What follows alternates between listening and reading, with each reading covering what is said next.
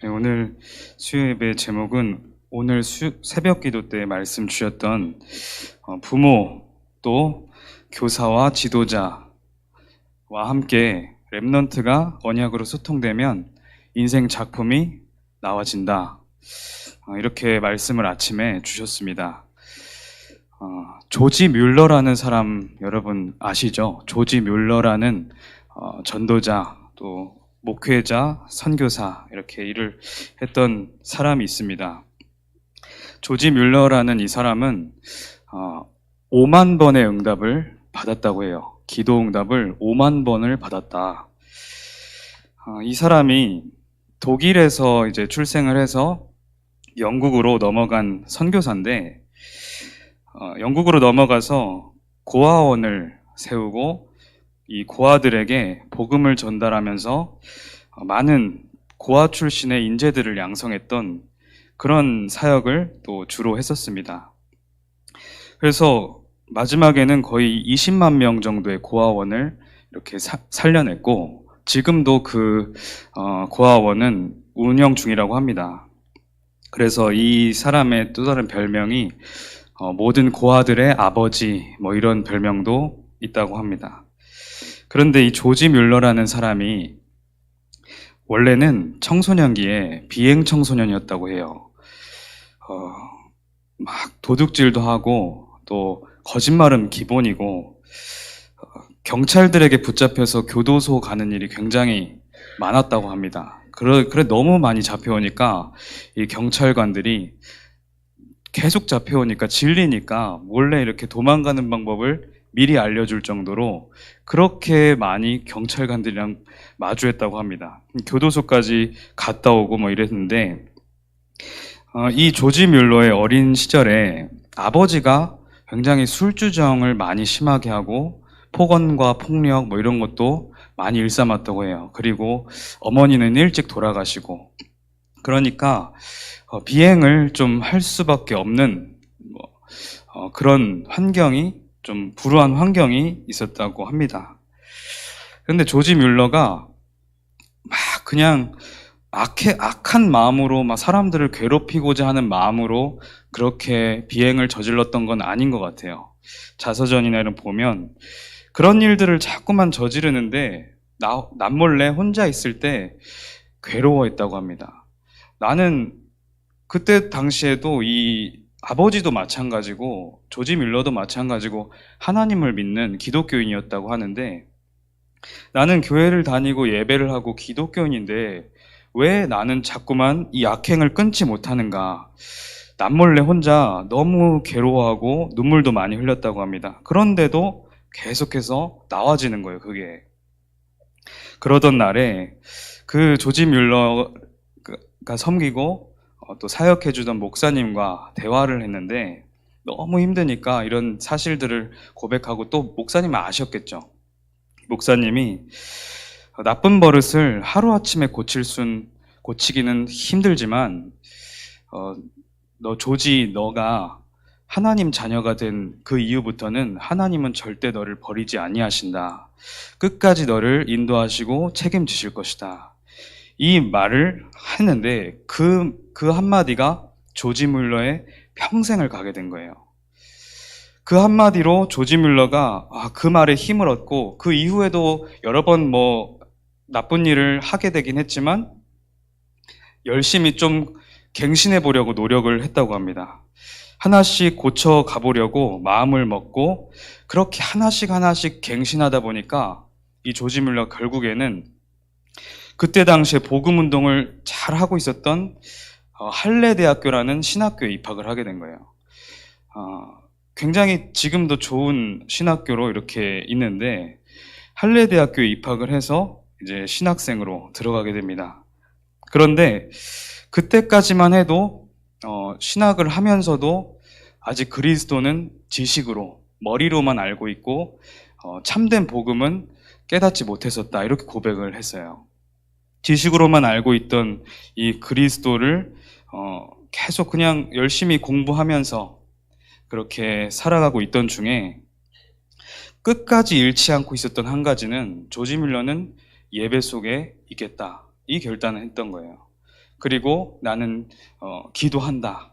내가 복음을 잘 모르고 그리스도가 내 머리로만 알고 있다고 느껴지지만 난 기도하겠다. 그렇게 중심은 계속 가지고 있었습니다. 그러다가 어느 날 이제 시간표가 된 거죠. 예배를 드리고 있는데 옆에 좀 멀리서 눈물로 기도하고 있는 그리스도인을 발견한 거예요. 근데 그 모습을 보고 조지 뮬러가 한 번에 모든 것을 회심하고 그때 복음의 뭔가 능력과 감동을 체험하게 됩니다.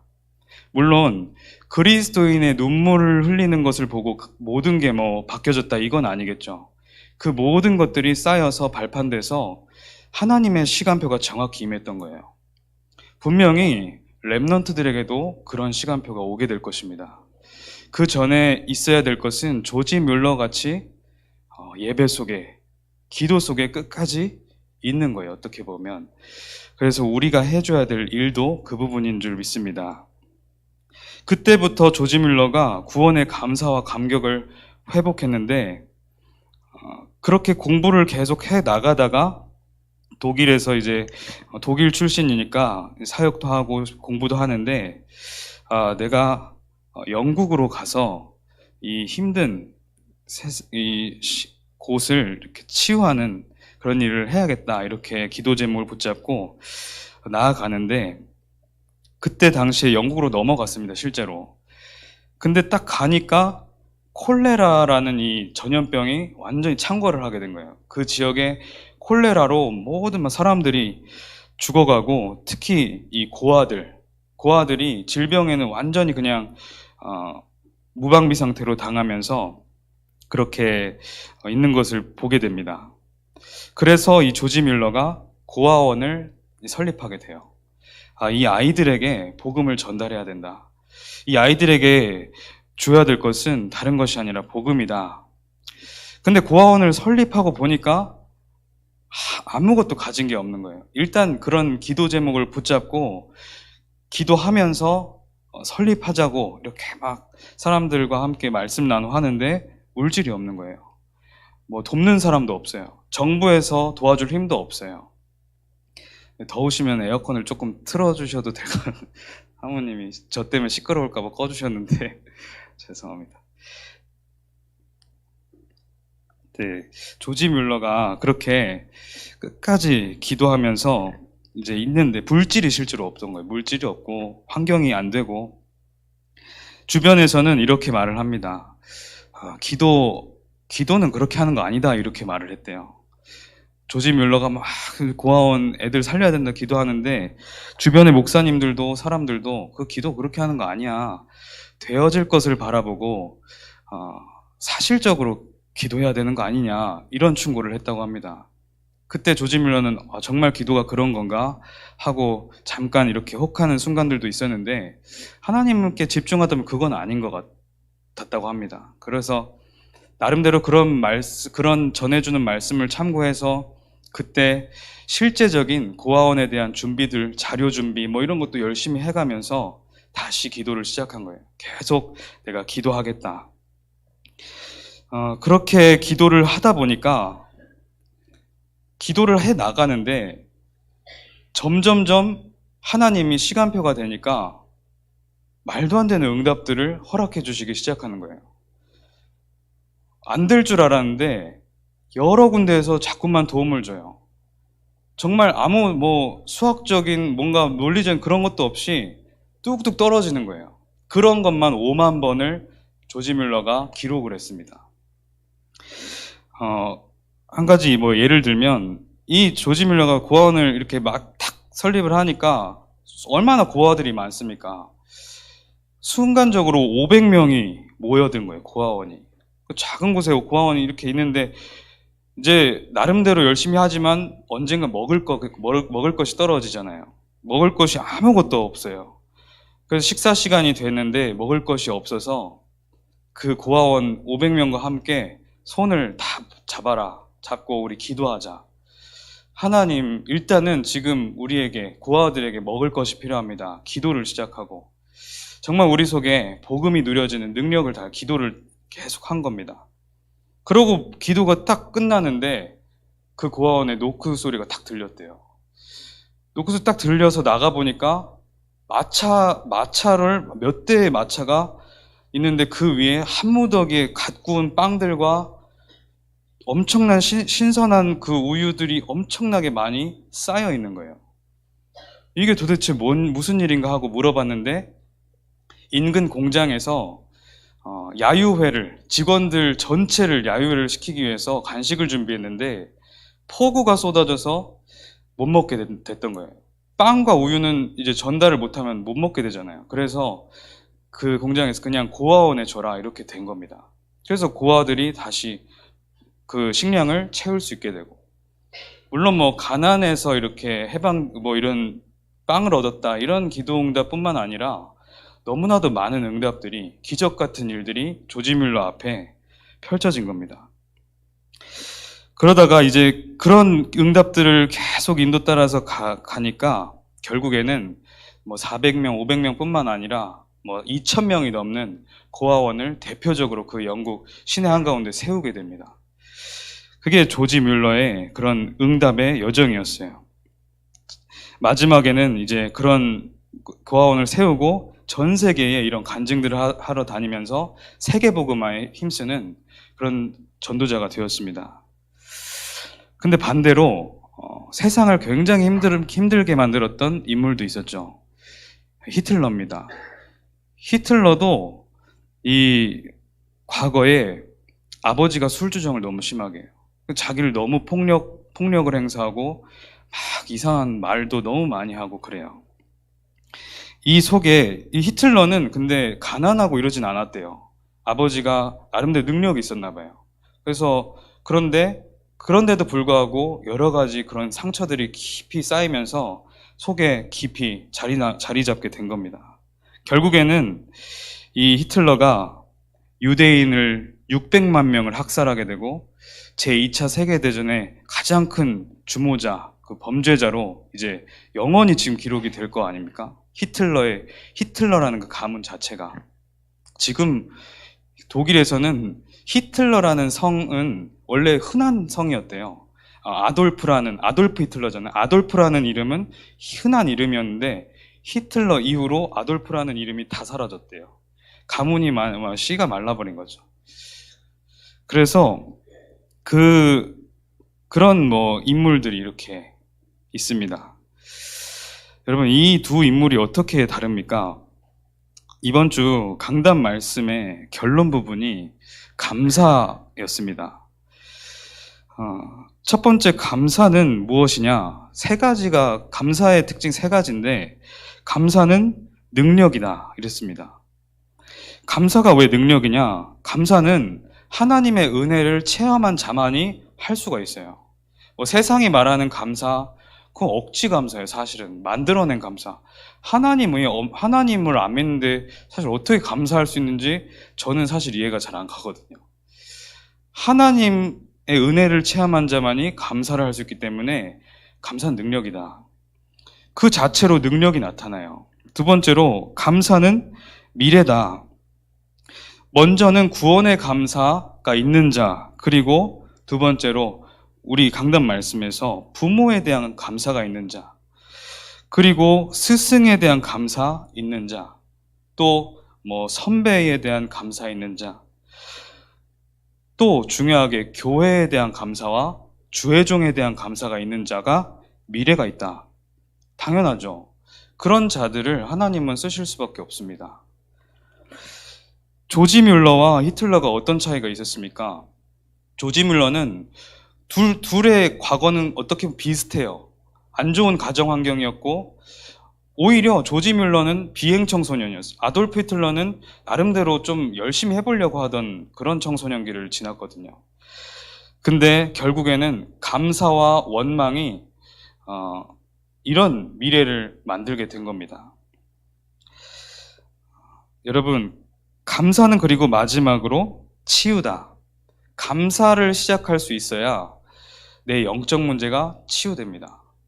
감사할 수 있어야 내 정신 문제가 치유돼요. 그렇게 되면 사실은 모든 것이 제대로 치유가 되어지기 시작하죠.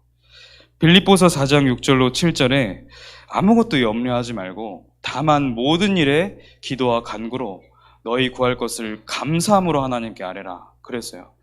주님도 말씀하시기를 감사함으로 모든 것을 아뢰라. 기도할 때도 감사함으로 하라 그랬어요.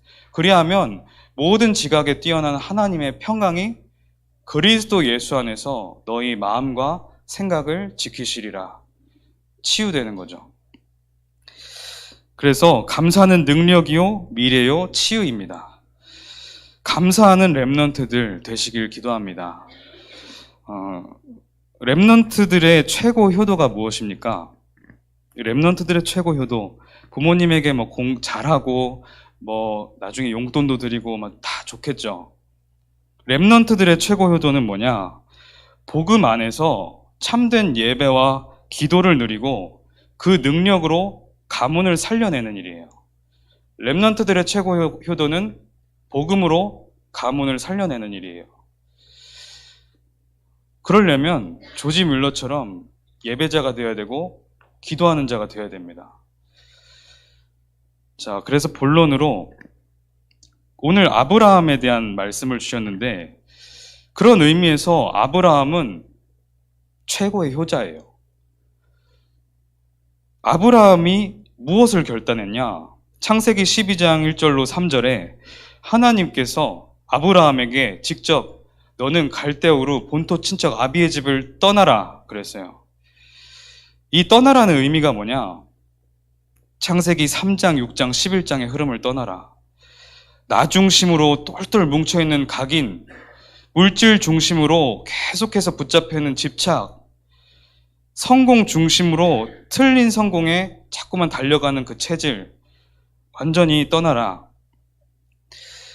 그리고 사도행전 13장, 16장, 19장, 흑암 문화로 가득 찬 그 갈대우르 현장 떠나라. 그렇게 말씀을 아브라함에 주신 겁니다. 그리고 불신자의 6가지 상태, 그걸 떠나라. 결국에는 너의 지금 영적인 그 상태를 완전히 떠나라. 그렇게 해야 올바른 시작이 되는 거예요. 그러면서 떠나서 두 번째로 완전히 바꿔라. 너의 영적인 배경을 완전히 바꿔라. 육신적인 그 배경, 육신을 따라가던 그 너의 상태 완전히 바꿔라. 오래된 각인, 뿌리, 체질 바꿔라. 이 어떻게 바꿉니까? 좋은 책으로, 좋은 말로, 좋은 사람과의 만남으로, 뭐 특별한 교육으로 그렇게 바뀌지 않습니다. 오직 하나님의 말씀, 그리고 기도로만 바뀌는 거예요. 강단 말씀 속에서만 바뀔 수 있는 거예요. 강단 말씀이 선포되는 예배 자리에서만 바뀔 수 있는 거예요. 예배할 수 있어야 기도할 수 있잖아요. 기도할 수 있으면 응답받을 수 있습니다. 그래서 이 아브라함이 그런 결단을 통해서 영적 배경을 바꾸는 가운데 점점 믿음의 사람이 되어지는 거예요. 근데 믿음의 사람이 되어질 때 중요한 포인트들이 어떤 것이었냐? 항상 문제와 갈등과 위기였어요. 창세기 13장 14절로 18절에 롯과 조카 롯을 데려갔는데 이 롯과 계속 갈등이 일어나는 거예요. 결국에는 하나님의 사인을 눈치챘죠. 모든 것을 조카에게 양보하고 단을 쌓기 시작한 겁니다. 마므레 상수리 수풀에서 거주하면서 주님 앞에 계속 제단을 쌓은 거예요. 예배와 기도 속으로 온전히 들어갔던 겁니다. 어떻게 보면 조카는 아브라함이 하나님을 전적으로 믿지 못했던 불신앙의 어떤 한 조각이죠. 그래서 그것까지도 버리고 오직 하나님 말씀에 집중하기 시작한 거예요. 그러니까 점점 더욱더 하나님의 쓰일 수밖에 없는 그릇으로 준비가 되어진 겁니다. 결국에 중요한 시간표가 또 오죠. 테스트입니다. 하나님의 아브라함을 향한 믿음의 테스트. 문제와 갈등과 위기, 굉장히 특별한 문제가 찾아오는데 하나님이 이렇게 은혜를 순간 주시다가 언젠가 갑자기 하나밖에 없는 독자 이삭을 번제로 드려라. 그 전에는 가축을 드려서 완전히 각을 뜨고 번제를 드렸는데 이번에는 그거 말고 너의 아들을 번제로 드리기를 원한다. 아브라함은 흔들리지 않고 바로 들이러 출발합니다. 이 문제와 갈등과 위기가 찾아올 때는 하나님 자녀에게는 무조건 반드시 그 안에 답이 있습니다. 그리고 반드시 갱신거리가 있습니다. 또 반드시 기회가 있어요. 이것을 발견하려면 기도해야 되는 거예요. 예배를 통해서 말씀을 들어야 되는 거예요. 결국에 아브라함이 실제로 이제 이 테스트를 하기 위해서 실제로 올라가죠. 아내 사라, 가정, 종들, 그들에게 의논하지 않아요. 하나님의 말씀이 나에게 임했다. 오케이, 간다. 이렇게 된 거예요. 그래서 새벽에도 말씀하셨지만 우리가 영적인 것 앞에 의논할 것이 있고 의논하지 않을 것이 있어요. 하나님의 말씀, 하나님의 목표, 하나님 뜻 맞다 하면 기도해서 정말 확신 맞으면 가는 거예요. 영적인 우선순위 지켜야 되고 믿음에 결단하는 시간표 있어야 됩니다. 가족이 복음보다 중요하지 않아요. 그래서 어떻게 보면 저는 이제 이렇게 사모를 하는 모습들을 이제 많이 보게 되는데 제가 그런 걸 느낀 적이 있어요. 사모를 많이 하면서 결국에는 사람들이 물론 다 많은 사람들이 그렇진 않지만 문장력만 좋아진다. 글을 잘 쓰게 되는 거예요. 사람들이 글을 잘 써. 앞으로 책을 쓸 것도 아니고 사모를 하는데 글을 잘 쓰게 돼요. 근데 저는 이렇게 생각했어요.